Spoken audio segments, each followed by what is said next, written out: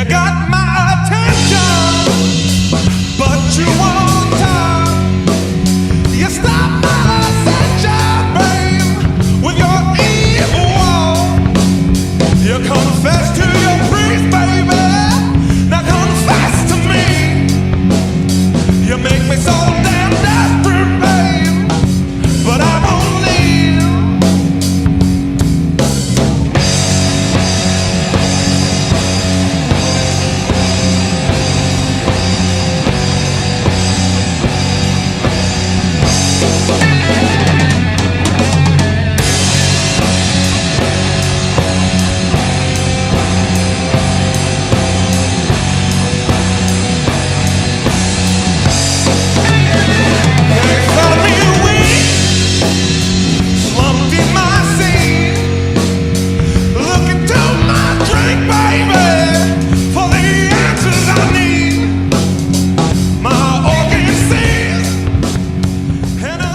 Back to Tangent. I'm Adam.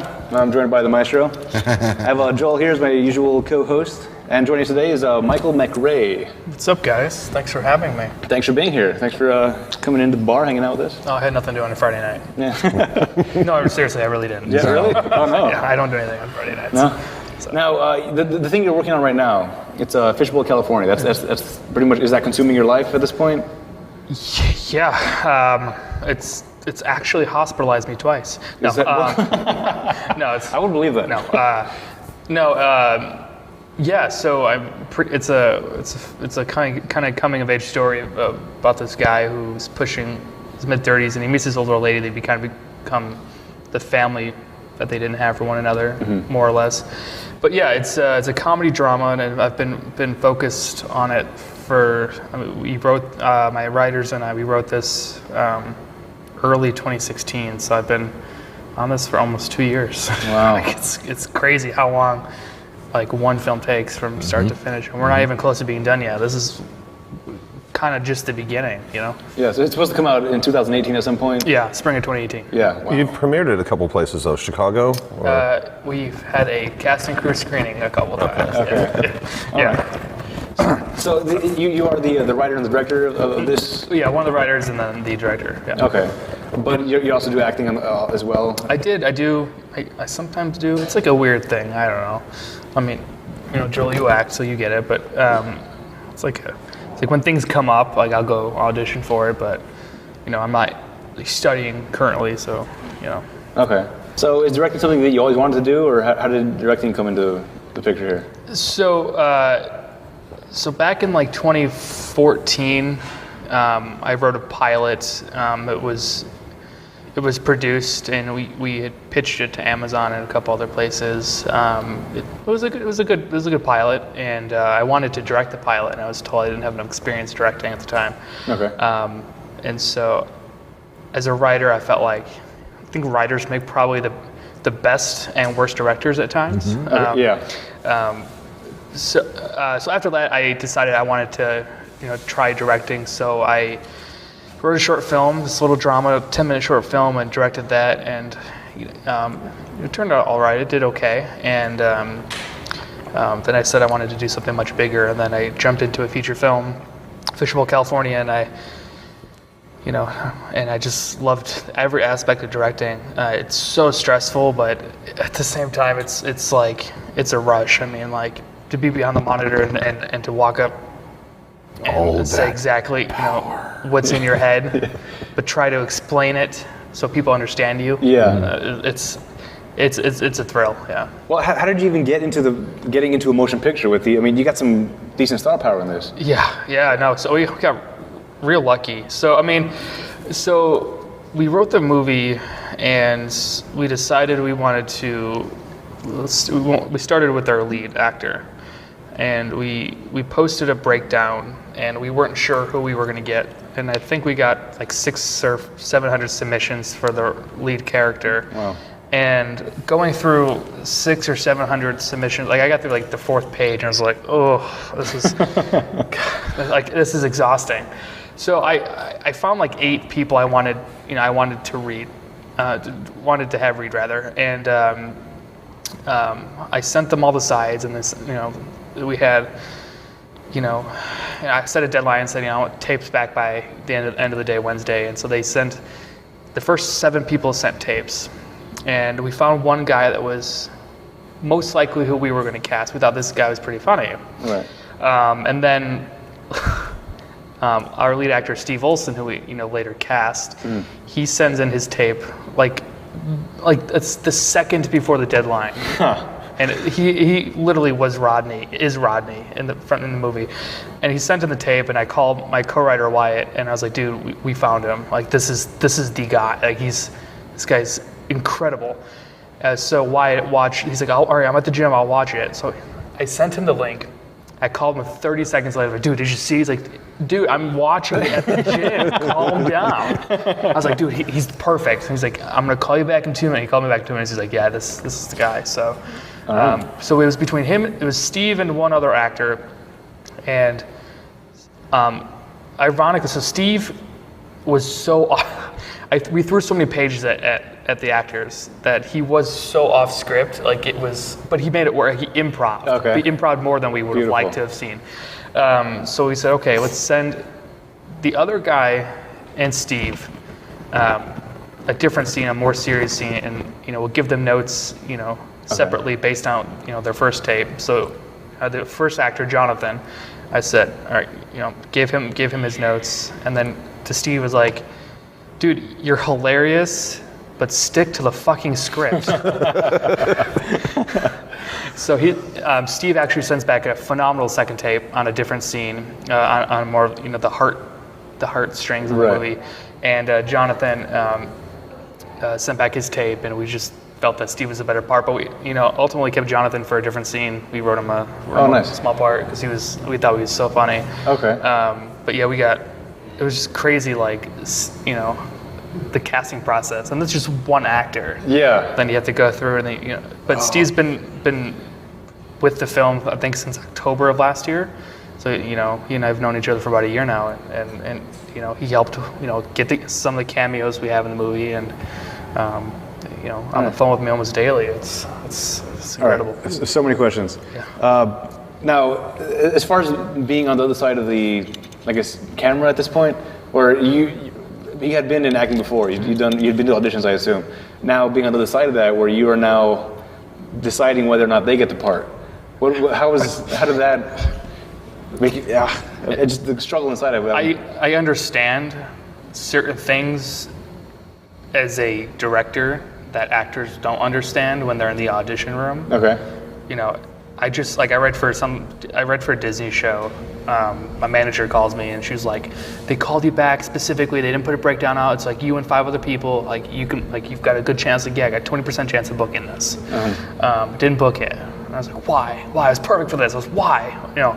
But you never know. It could be your hair color. It can be the way you sound. It could be the way you dress. It could be Joe Blow is best friends with the producer. Like, you don't know that. Like, right. You don't know. Yeah, the director's nephew just got into acting and needs a gig. Yeah, he's a SAG card. I mean, who knows? Get your stepmom off your back type of thing. Like, yeah, just keep him busy.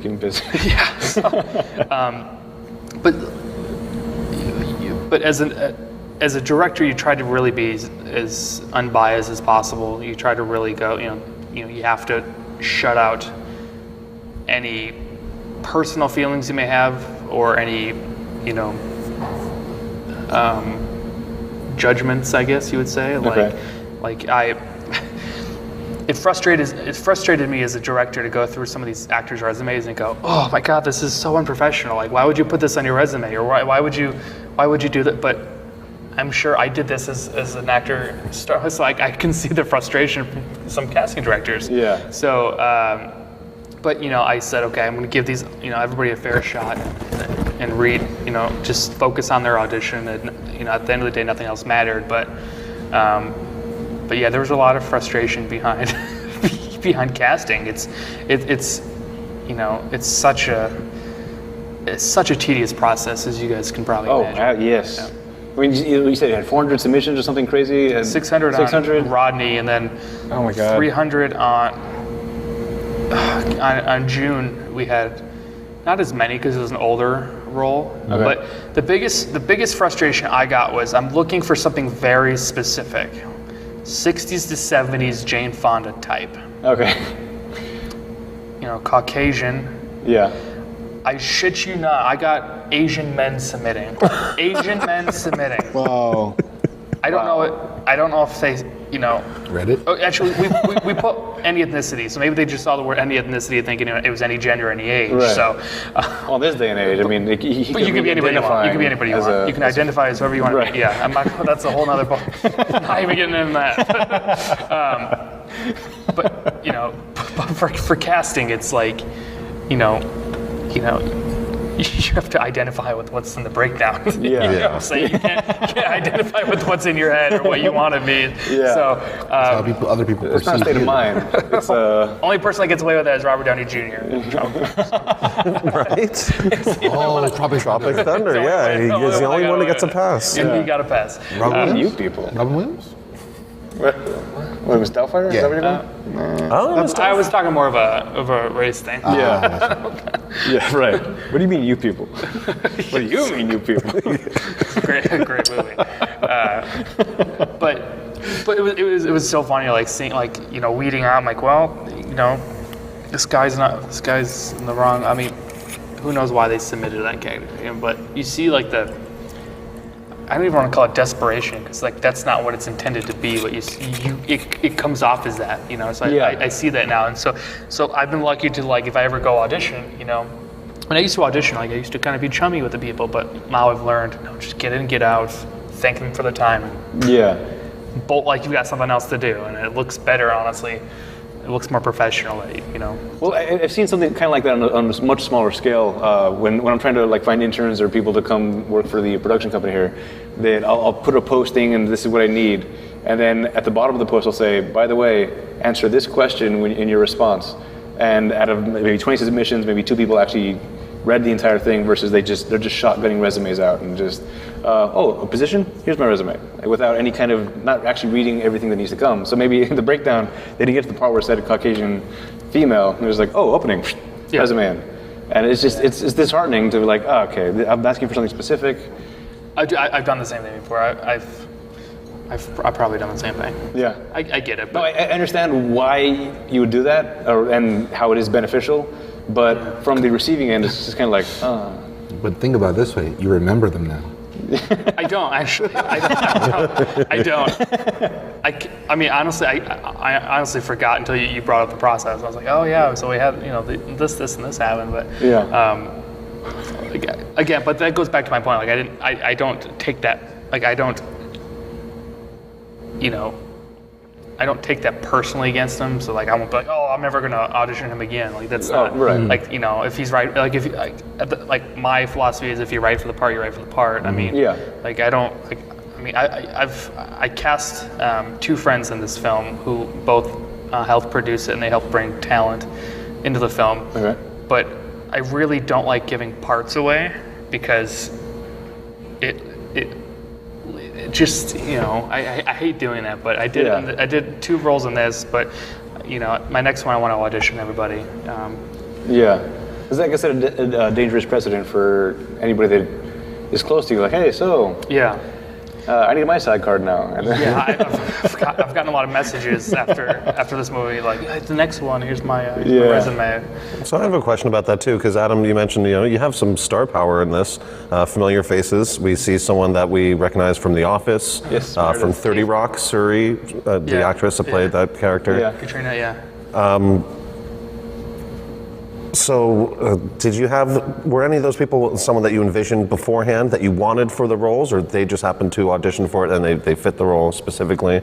Or do you have people that you looked for and asked or approached to do that? Give me Meredith and get her on here. Right? Yeah. Oh, Kate's great. I love Kate and Katrina. They're so talented.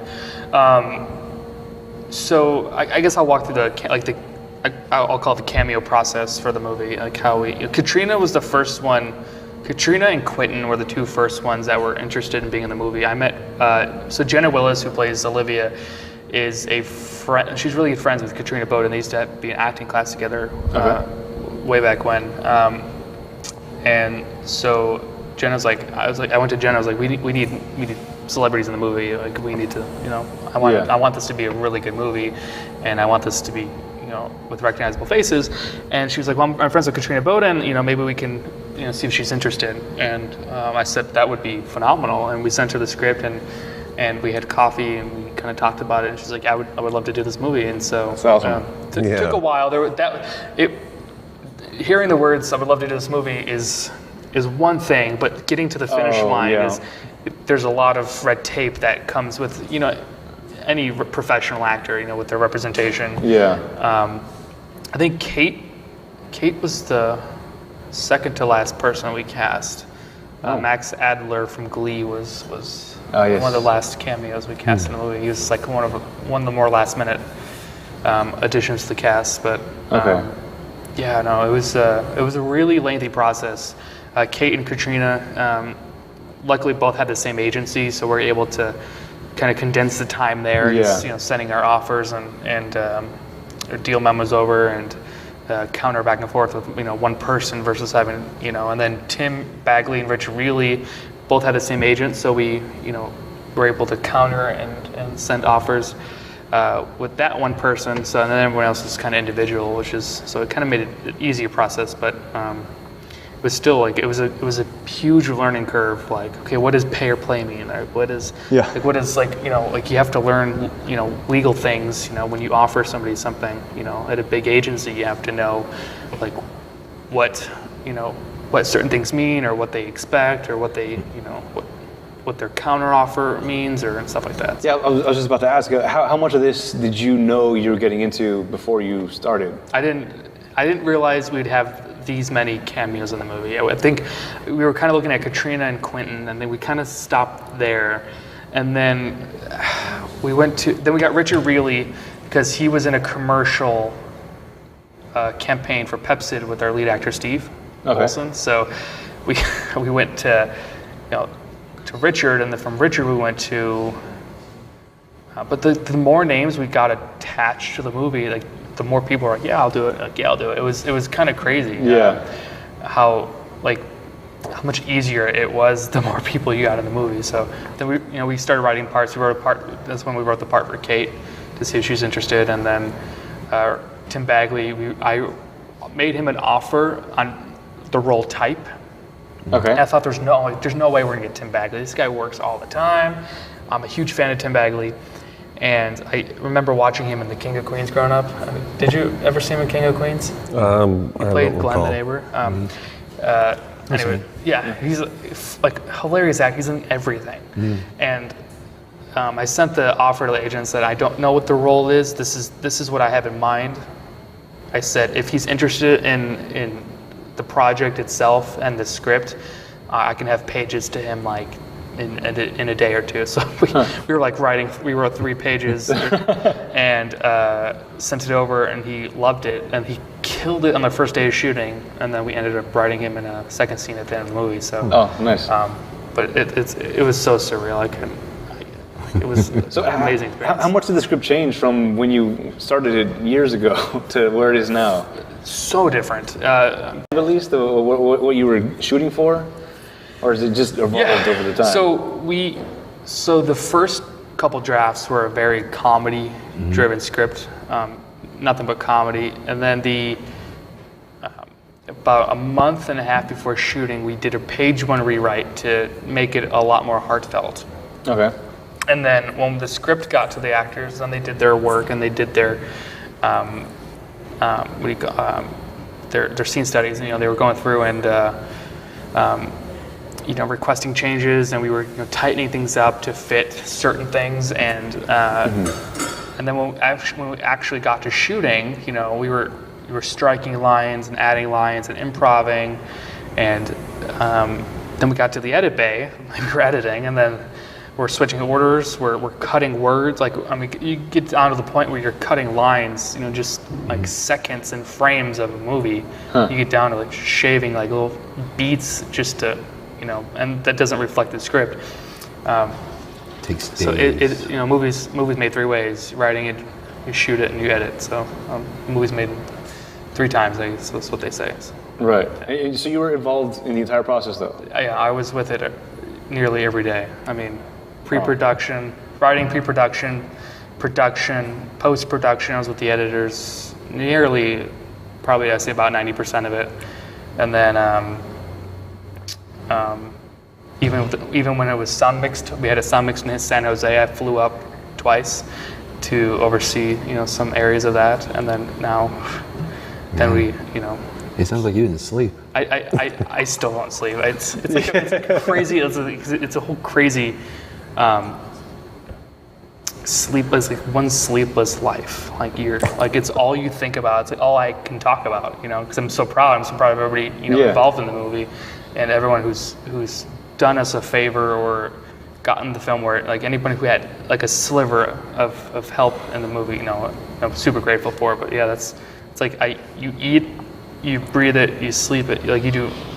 I go to bed with my laptop, I'm in the middle of typing something and I'll fall asleep, and then I fell asleep I was uploading 800, we did a poster shoot the other day for the movie, for the still, so we had 880 photos, something like that. Wow. We had to upload a Dropbox, and I literally fell asleep as that was uploading. So I have a little mini hard drive and my laptop in my bed, plugged in, and my power cord was plugged into my laptop, and I woke up and was still resting on my stomach. It was crazy. Wow.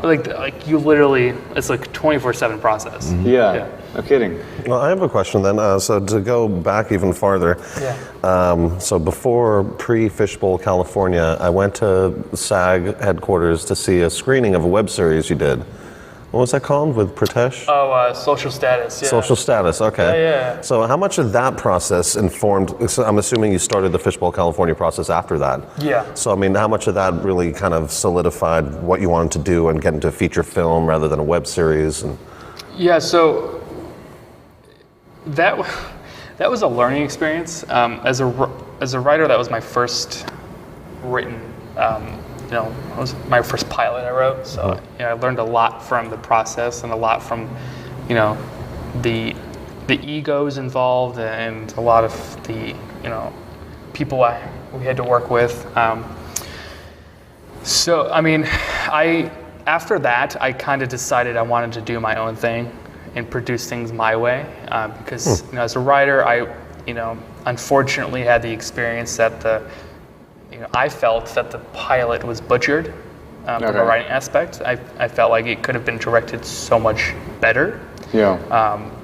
And we had, unfortunately, had some very bad fallouts with the director of the pilot, professionally and personally. So, things happen. But I chalked it up as an experience that, no project is ever going to be smooth sailing. You're going to have your moments, and you argue, you bicker, you fight. It's a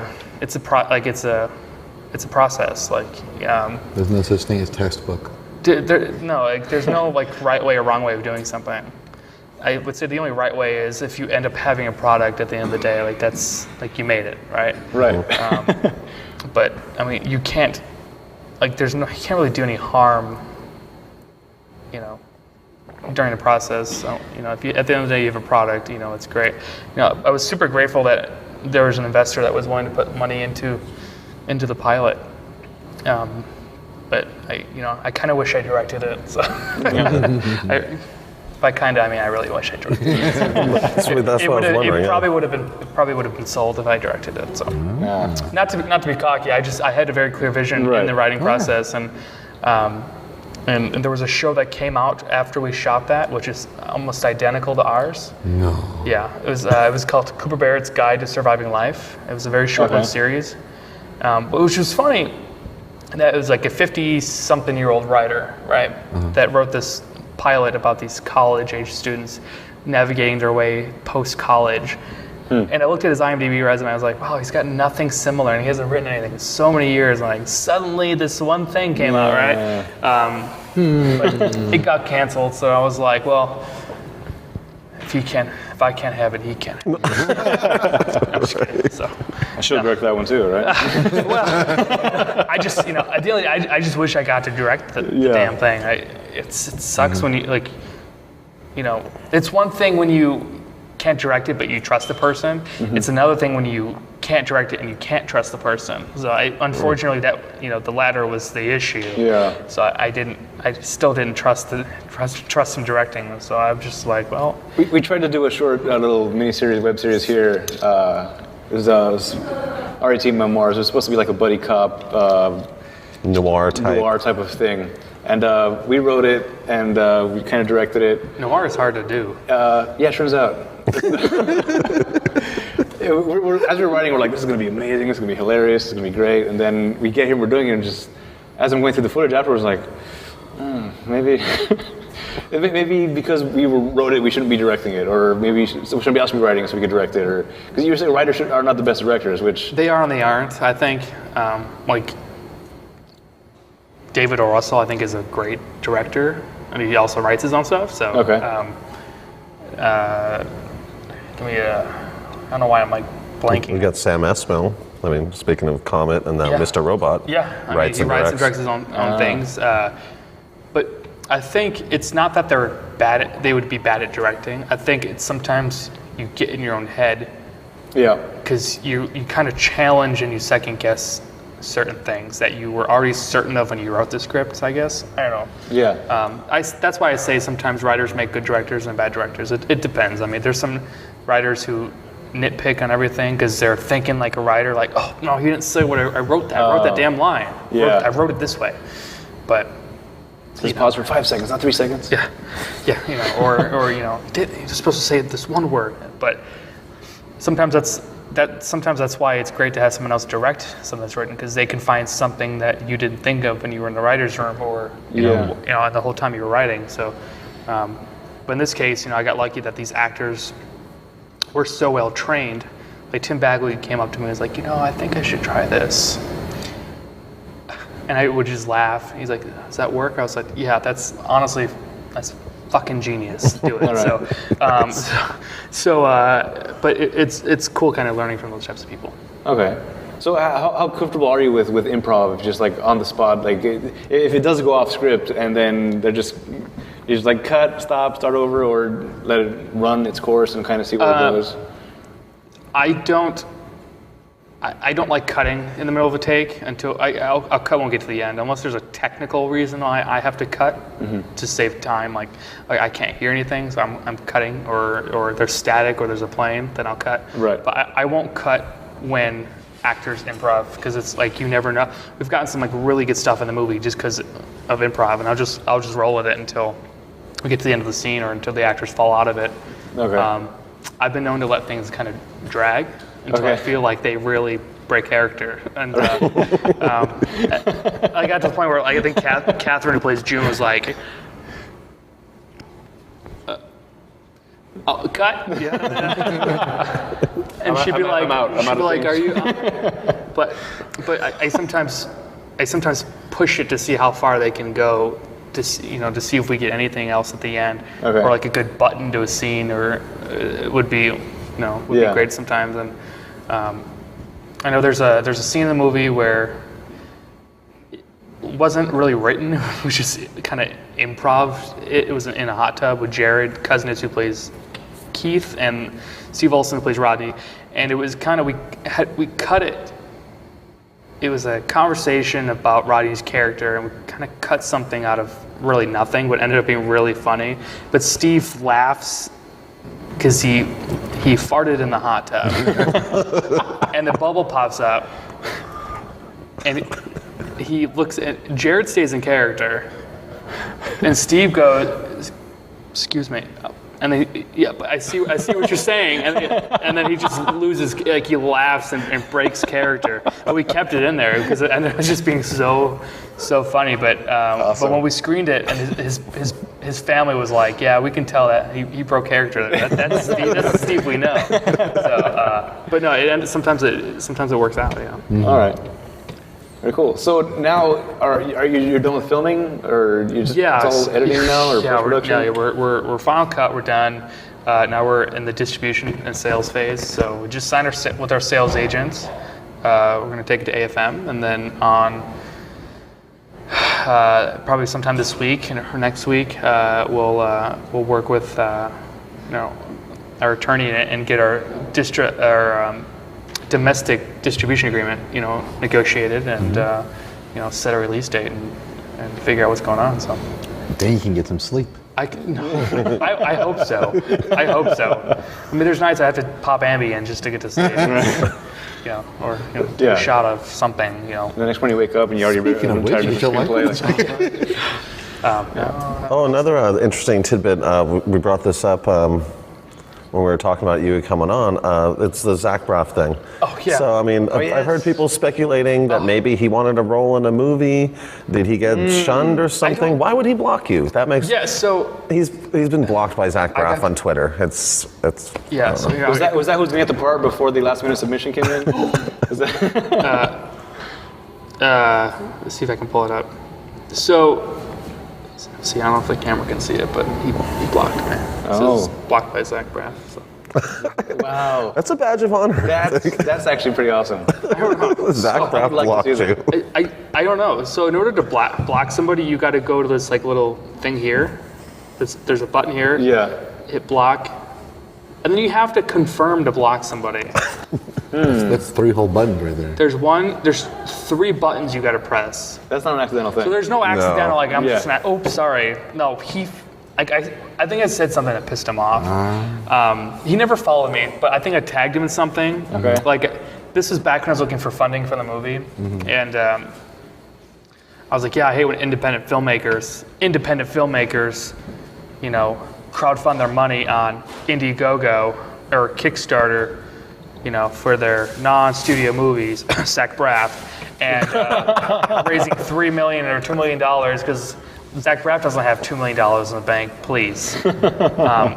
And I was going on a rampage about how much I hated the fact that these people can suck money out of the internet. Yeah. For when they have studio pockets that they're associated with. It's such bullshit. So. I remember that Kickstarter. For like $20,000, he would write you in a scene. Yeah. Like for $1,000, you would get special thanks in the credits. I was like, you're really kind of abusing your fan base. Yeah, it's not right. And he would have been nowhere if it weren't for Scrubs. So so I thought that was kind of bogus. But I don't hate the guy. I was just kind of frustrated. I was like, man, why can't I get money? I did a Kickstarter, I got like $2,000.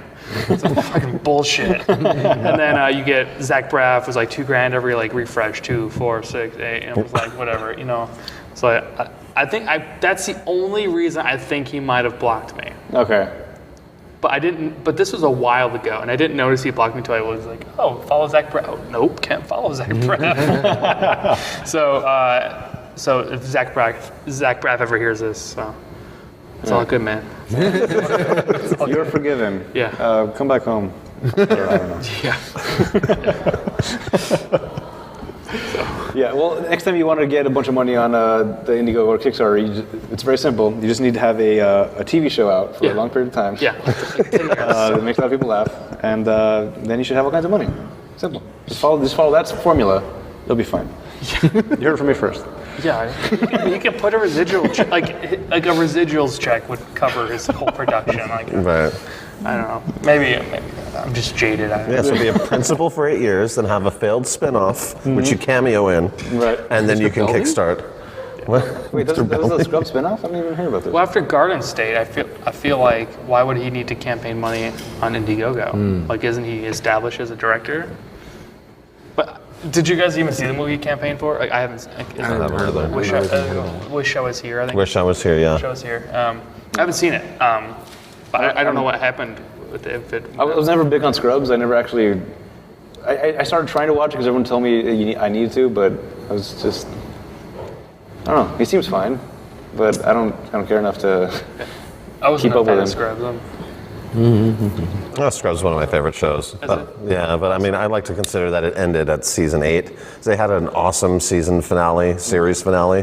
Then they tried to bring it back for Scrubs MD, which was a season 9, but Zach Braff was only in like 6 episodes or so. But it was a whole new cast with James Franco's brother, David Franco.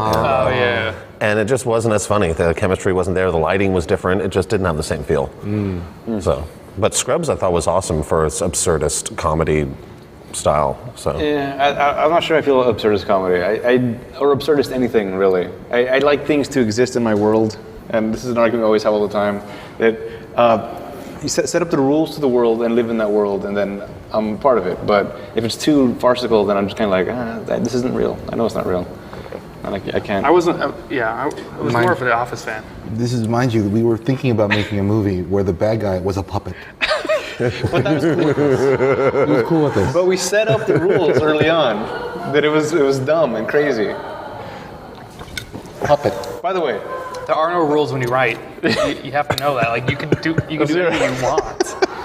Now it comes down to you can write anything you want. There are no rules, but it comes down to the end of the day, the line producer telling you you cannot fucking do this. You can't afford to do this, or the producer saying this is not safe. I won't allow you to do this. Yeah. So those are your two big roadblocks. okay. When you're writing anything you want, but. Yeah. So what's next after this? You get another major motion picture? Or? Yeah. So we're developing another dramedy. I'm a big fan of the dramedy. This is going to be more of a drama than a comedy, but there'll be a lot of comedic elements in it. I hope to shoot that late 2018, if we're lucky. After a few nights of sleep? After a few nights of sleep, but we started kind of outlining it, but haven't started writing the actual script yet. So it'll probably take several months to get to where we're ready to shoot and cast. And but right now I'm still kind of focused on Fishbowl, California. I think we're still like in the early stages of. And we're going to do a lot of marketing campaigns and a lot of viral videos, and we'll try to do viral videos and guerrilla marketing to get the film where it needs to go. We're submitted to South by Southwest, so Nice. we'll see. Yeah, we'll see. We're really hoping we get in. We didn't get into AFI today, so that was a bummer. That was a bummer. It looks great. I mean, I watched the trailer. I loved it. I showed it to my girlfriend, and she was like, "Oh, are you watching that?" I'm like, that's not out yet. Oh, Can't watch it right now. appreciate that. Because usually I'll show her trailers like, "Hey, this is what we're gonna watch later today," because it's something I got for us to watch, and she was like, "Oh yeah, okay." She's like, "Oh, we're watching that now?" I'm like, "Can't watch it now. You gotta wait. You gotta wait." Well, a while. appreciate that. I mean, I'll get you guys copies when it's. Oh, fantastic. But yeah, we're releasing it.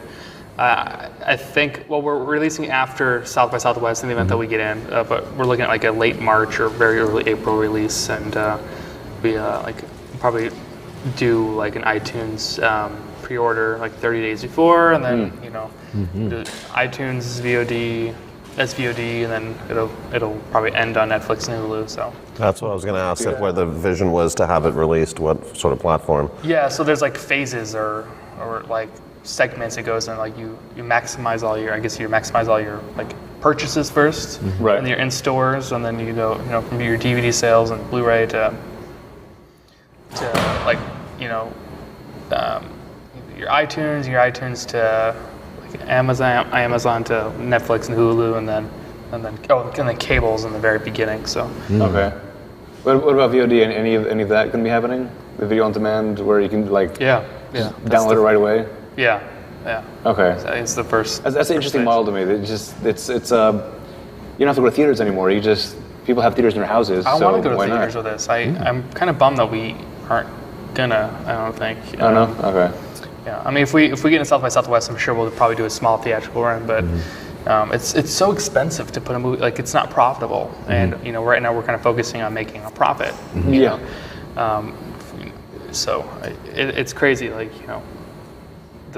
to put a movie in theaters, it's like $3,000 a print, right? Right. For a DCP, it's like $3,000, and then times it by several theaters.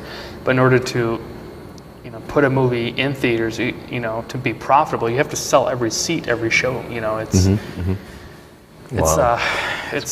expensive, and it's a risk.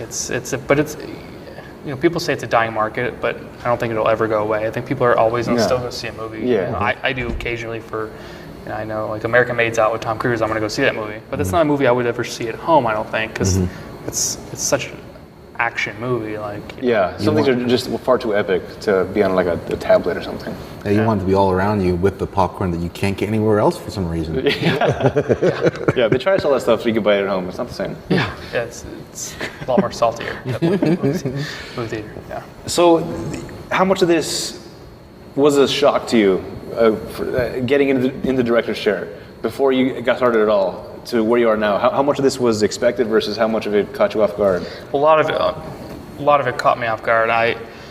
There are things like you just it's just, I guess the exhaustion was what caught me off guard. I didn't realize how tired I would be at the end of every day. Like being the owner of the film, essentially, right? Like I was so paranoid where I didn't want to leave set until every card was dumped on the hard drives. I didn't want to leave until I knew those hard drives were put somewhere because I was like so paranoid about everything. Yes. And then, but yeah, I was surprised at how tiring it can be, you know, and how taxing on the mind and the body, in the body, physically, mentally, that, you know, you're out there sweating and you're out there, you know, people asking you questions and actors trying to ask you questions and you're trying to think in your head while it's a lot of like pulling. I guess I didn't expect to be pulled in so many different directions, but I learned a lot from the process and what I would do differently next time. But yeah, it was such an incredible experience. I mean, So even though you haven't slept or anything and all these unexpected things, it hasn't discouraged you at all from trying to do it some more? oh, absolutely not. I'm ready to direct.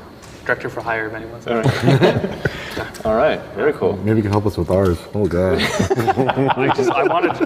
I wanted to direct something. Well, I've already directed something without putting my own money into it. It was a short film, but I would love to direct a movie where I didn't put my own money into it, because it'd probably be a lot less stressful.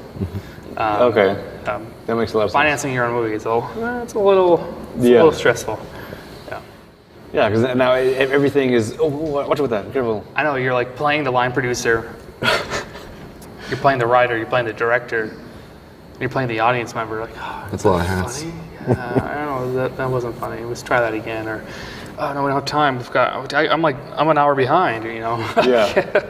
End up arguing with yourself like, that was funny. It was not funny. It was funny. It was expensive. It was cheap. Too bad. No, I know. You're like thinking dollars as you're watching. Like, I had to really try to focus on watching. You know, I'm watching the monitor. I'm like thinking like, oh God, I'm hungry. Oh, what time's food's coming? Food was expensive today. It's like, you know, we had to order like 6 extra people today. I'm like I'm thinking like all these, but Oh, cut, sorry. yeah, no. That's kind of what it felt like. But like, yeah, your mind is kind of like, I would love to direct something, but just be a director for the project. Yeah.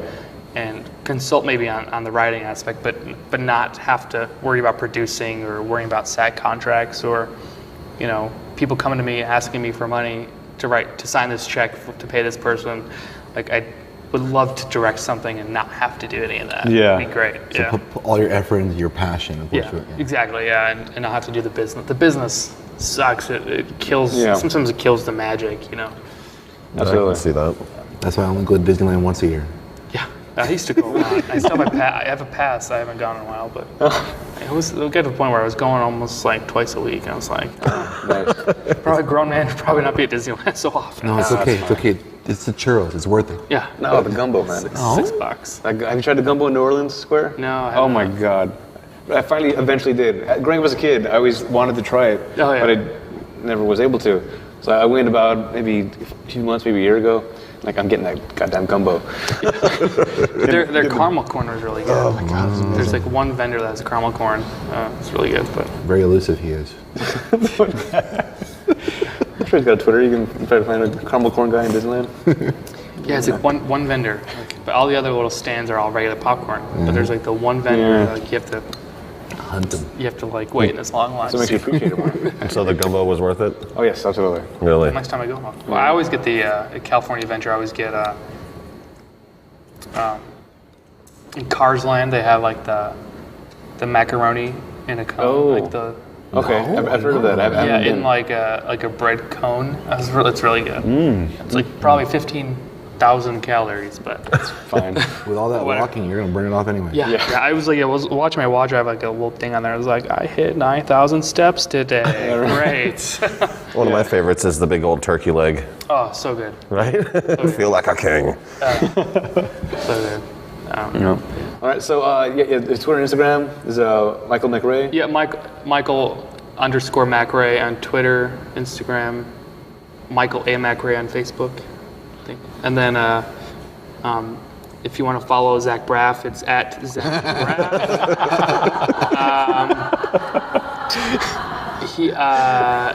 You still blocked Yeah, him? Still blocked? I would love to. Can someone like follow him and send me what he tweets about? 'Cause I can't even tweet him. Like, I literally, there's not even a follow button. I might have been I wonder blocked if too. Hold on. I wonder if he just like got really high or drunk and was like, "Fuck this guy." This guy kind of looks like a. He looks His photo, angry. like, look at him. He looks angry. This is what I would. I don't know if the camera can pick this up, but this is. We'll put a picture up. This is what I would imagine his expression was when he blocked me. Yes. Like- that's yes. Fucking Michael MacRae. Son of a bitch. Which Zach Braff? Which Zach Braff? There's so many of them. Oh, no, on Twitter. Oh, on Twitter. Oh, he didn't block me on Instagram. Oh, actually, I haven't checked. Let's see if he blocked me. I haven't talked smack about him on the gram yet. So. On the gram. On the gram. I just don't know which one's him. He only follows 98 people. Oh, that's fun. So Fishbowl California, look for that coming up. Yeah. Don't worry about 2018. Zach Braff. Yeah. It's Fishbowl California, Facebook, Fishbowl CA on Twitter and Instagram. So. And you said you're aiming for March release. March or April, yeah. Nice. So Yeah, so check look it out for that. I'm looking forward to seeing Hopefully it. Same Netflix next summer, I think. Cool. If we get in, so. Yeah. Very nice. Well, thanks so much for coming hang out with us. Thanks, guys. Appreciate it. Yeah, super Best luck fun. to you and on your next endeavors. And this, again, I can't wait to see this one. Cool, man. It looks real good. Thanks, guys. Appreciate it. All right. So, thanks for tuning in. Thanks for watching. Go to ratpack.productions. That's the website. We have the Instagram, Twitters, all the things. It's all up there. It's also on the screen here by this point, I'm sure. But yeah, until next time, I'm Adam. Maestro? This is Maestro. Hey, Joel Cole here. Now, Michael.